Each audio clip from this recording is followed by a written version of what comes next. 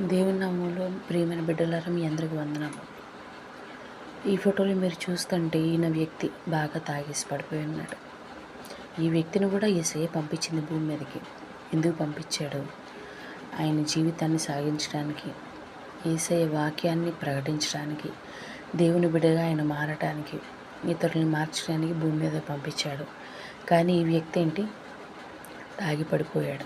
అంటే యేసయ్యని బాధ పెడుతున్నాడు. ఈ వ్యక్తి తాగి పడిపోతూ రోజు ఆనందపడుతున్నాడు. కానీ ఈ వ్యక్తిని భూమి మీదకి పంపించిన యేసయ్య ఎంత బాధపడుతున్నాడో ఈ వ్యక్తిని చూసి ఆ వ్యక్తి ఏ రోజు ఆలోచించట్లేదు. అందువల్ల మన జీవితాలని యేసయ్య ఇచ్చాడు.